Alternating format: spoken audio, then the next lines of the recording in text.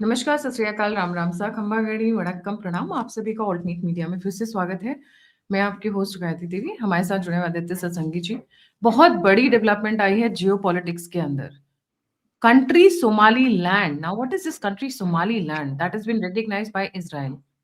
Israel ने एक बहुत बड़ा कदम लिया जिसका इंडिया के ऊपर भी बहुत बड़ा असर पड़ रहा है। आदि भाई, let's get started. What exactly it is, please explain from the beginning जी। आपको आपको आपके दर्शकों को नमस्कार and thank you inviting me again.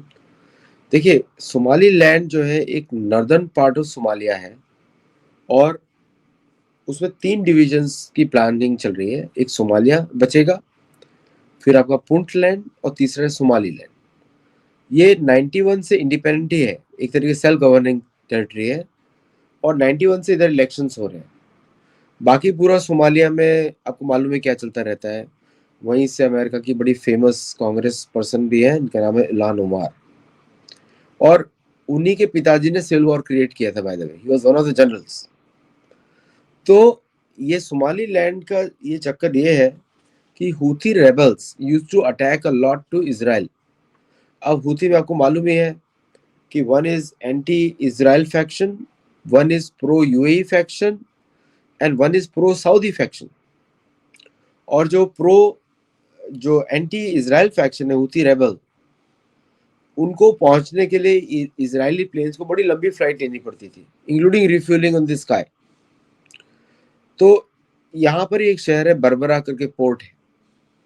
तो ये सोमाली लैंड ने जब अपने आप को इंडिपेंडेंस डिक्लेयर किया 30 साल से, एक्चुअली 91 से फंक्शनिंग डेमोक्रेसी है वो, तो इसके बड़े घने संबंध हैं इसराइल के साथ शुरू से। 91 से अच्छे संबंध हैं इनके। तो अब इसराइल को स्ट्रेटेजिक डेप्थ चाहिए अटैक्स करने के लिए, कहीं पे गल्फ ऑफ एडन की प्रोटेक्शन के लिए। देखिए क्या हो रहा है कि विद द डॉलर जा रहा है, तो ये जगह काफी इंपॉर्टेंट हो गया है लोकल प्लेयर्स के लिए कंट्रोल करने के लिए। भारत भी अपने ट्रूप्स कैसे भेजेगा अगर वहां पे कोई शिपिंग के कोई गड़बड़ी होता है। तो आपने देखा होगा मोदी जी गए इथियोपिया। इथियोपिया गया, इसके साउथ में टेरिटरी है, लैंडलॉक टेरिटरी है, और भारत ने इथियोपिया के साथ स्ट्रेटेजिक रिलेशनशिप बिठाने की कोशिश किया। उन्होंने बात, मोदी जी ने कंफर्म कर दिया, Ethiopia as a strategic partner of India. और वहीं से इसके इंडिपेंडेंस रिकॉग्निशन की बात शुरू हो गई। तो मोदी और नेतन्याहू का आप समझ सकते हैं ये स्ट्रेटेजिक प्लानिंग है for the security of Israel and security of India. क्योंकि अगर गल्फ ऑफ एडन से जितना भी मेजर शिपिंग जाता है, फिर आगे जाके सुएज कैनाल के थ्रू मेडिटेरेनियन जाता है, this is the area where Houthis were doing the maximum damage to everybody. यहीं पे आपने देखा होगा कितने अमेरिकन शिप से भी अटैक हुआ। तो ये for Ethiopia strategic access to the port और इजराइल का strategic access to the port, plus Bharat का IMEC corridor going through this area Ethiopia. So this is a very strategic port, क्योंकि उसमें इथियोपिया में भारत कंटेनर्स को रख सकता है सिक्योर तरीके से, because Ethiopia is well govern country और वेल मैनेज कंट्री ऑल्सो, आदि सबाबा। एंड प्लस इथियोपिया को जो चैलेंज थे इजिप्ट से, सोमालिया से और सूडान से और उसके लीबिया से, वो सब चैलेंजेस को सॉल्व करता है ये पर्टिकुलर एक्शन। तो यहाँ पे आप देखेंगे कि ईस्ट अफ्रीका में, हॉर्न ऑफ अफ्रीका की तरफ, this becomes a major port for the security operations of 2 countries, Israel and India. Now इसको अपोज कर रहा है टर्की, इसको अपोज कर रहा है सऊदी अरेबिया, इसको अपोज कर रहे हैं यमन के रेबल्स, बट इसको सपोर्ट कर रहे हैं जॉर्डन और ओमान, जहां पे गए थे प्रधानमंत्री, समझ रहे आप। और यूएई भी शायद इसको रिकॉग्नाइज कर देगा, because UAE is working with STC rebels in Houthi in Yemen control territory. तो this is a, you can say कि it's a very good strategic move by Israel to recognise them. और Israel के साथ ही आते ही उसको एक और African country ने रिकॉग्नाइज कर दिया है। Now you will see USA recognizing it, फिर आप देखेंगे इंडिया रिकॉग्नाइजिंग इट, और इस तरह वो प्रॉब्लम को सॉल्व करेंगे सोमालिया का। ना सोमालिया के अंदर प्रॉब्लम भयंकर है, plus it's a ungovernable country. अल शबाब नाम का टेररिस्ट ग्रुप भी है वहाँ पे, which is American supported. Plus Somalia के अंदर सिविल वॉर चल रहा है, काफ़ी सालों से चल रहा है। It has been like 30-40 years। तो to avoid all those problems, this is a good solution which helps all the countries in the region. अब यहाँ से इसराइल जो है डायरेक्ट अटैक कर सकता है हूती के ऊपर. Israel can directly attack most of the Saudi territory now, जहां भी वो छुपा के रखेंगे. Israel can attack most of the Turkish operations. अब सपोज करिए अगर टर्की का कोई ड्रोन उड़ता है भारत की तरफ थ्रूअर्ड्स पाकिस्तान, तो भारत को यहाँ से इंफॉर्मेशन मिल जाएगा. बिकॉज इथियोपिया में जब भारत अपने एडवांस रडार्स लगा सकता है तो it will have full visibility over the entire region. Plus इसका जो पोर्ट है it is a deep sea port. Berbera का जो पोर्ट है उसका ड्राफ्ट 17 मीटर्स है, which is considered very good actually. तो डीप सी पोर्ट का भी बेनिफिट मिलता है, ट्रेडिंग में भी बेनिफिट मिलता है, plus you become a policeman in this area. तो इसराइल के लिए तो बहुत सारे बेनिफिट्स हैं in terms of strategic as well as business side, और भारत के लिए बहुत बड़े बेनिफिट्स हैं, इथियोपिया के लिए बहुत बड़े बेनिफिट्स हैं, और जनरली जो भी countries are friendly to the trade and all this things, तो इसके लिए भी बहुत अच्छा एडवांटेज है फ्रॉम दिस पर्टिकुलर एरिया. तो it's an overall good development actually. Overall good development, but आपको नहीं लगता Israel moving into the Indian Ocean, how do you see it? Because मेरे को एक चीज जो बड़ी खटकी है आदि भाई, that is the involvement of Israelis और probably Israel linked groups involve in Manipur. I would put it that way. देखिए क्या है कि that is a problem for India. मैं तो बहुत पहले से बोल रहा हूँ कि Mossad is not a friend, बोल रहा हूँ मैं शुरू से. जबकि कोई भी अदृश्य राज्य किसी का भी दोस्त होता नहीं है, ये अंडरस्टैंडेबल है.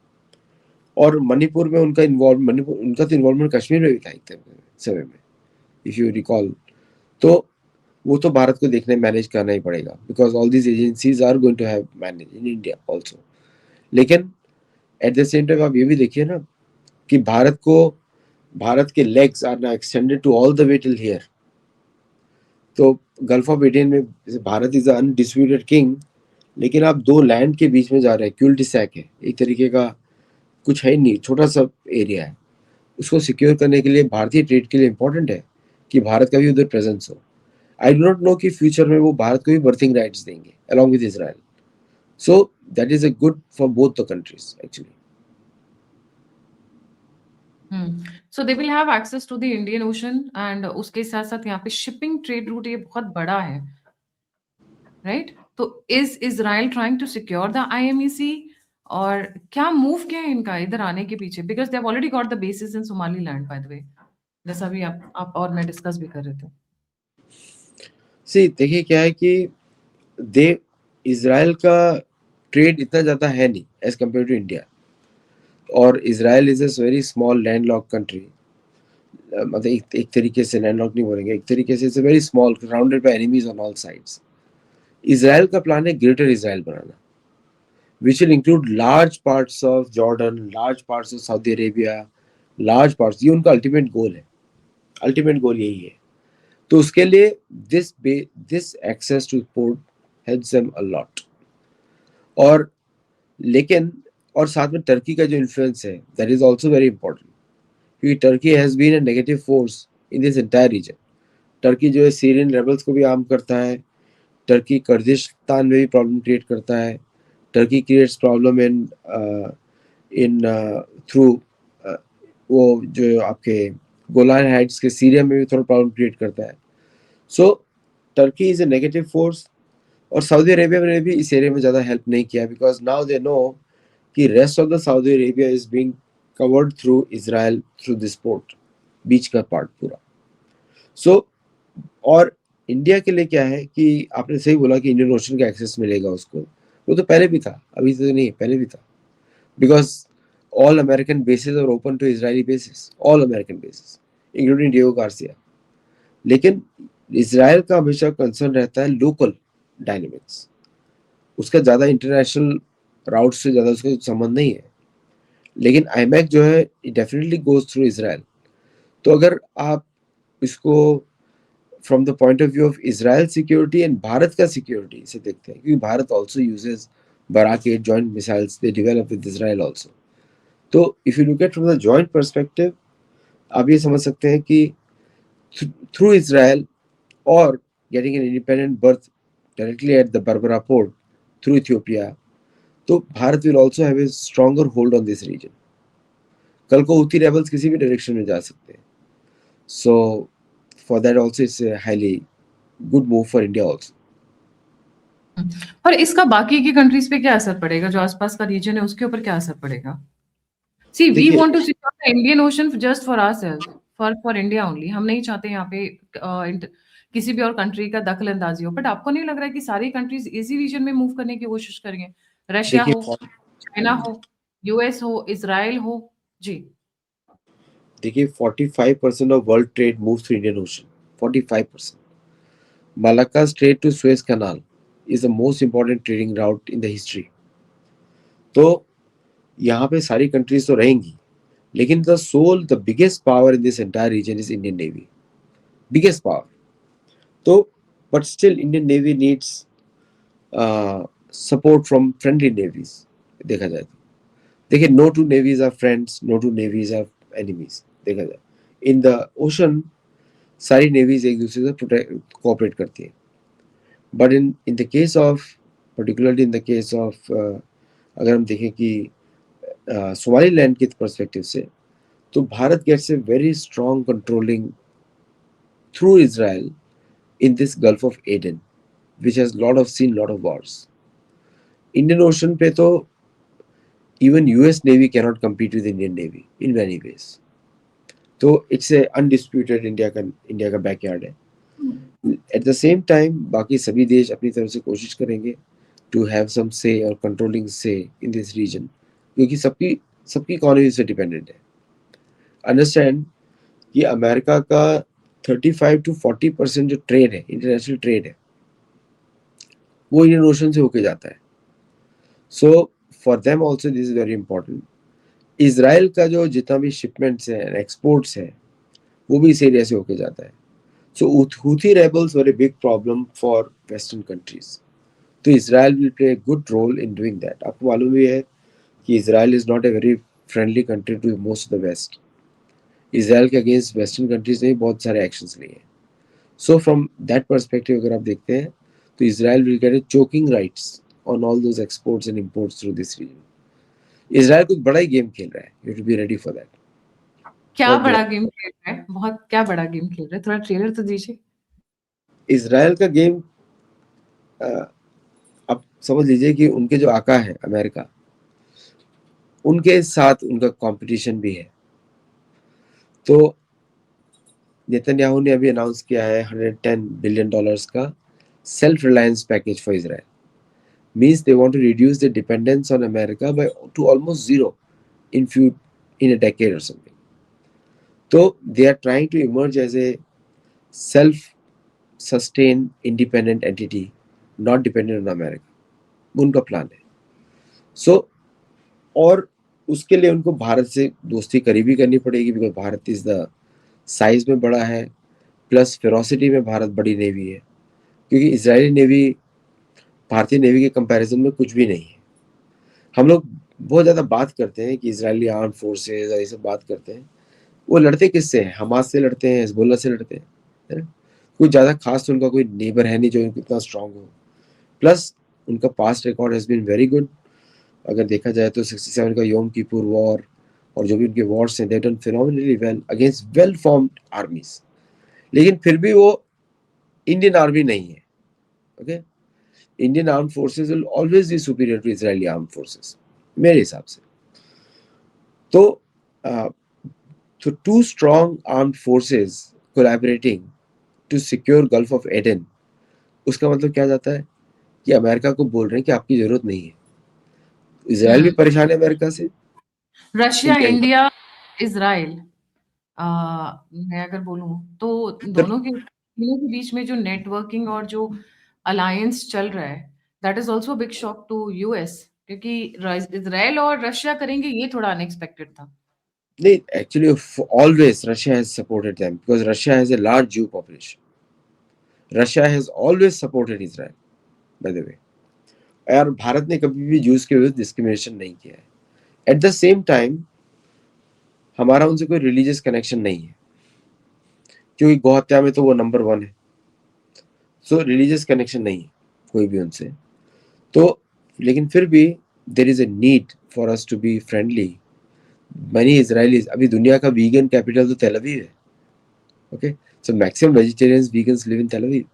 तो it's a very educated society, और एजुकेटेड सोसाइटी में हम लोग कॉमन सेंस पे बात कर सकते हैं। So that is the only country with which we can talk common sense, Israel. So इसलिए हमारे रिलेशंस अच्छे हैं फ्रॉम गवर्नमेंट टू गवर्नमेंट, और मोदी जी के कार्यकाल में तो और भी अच्छे हुए हैं। So this port will help मेरे हिसाब से both the navies and both the countries, और प्लस इथियोपिया के थ्रू जब भारत बेस बनाएगा on the defense exports and civilian non-defense exports or imports का, it will be a phenomenal help for India also. तो on and all sides Somalia it's a good decision.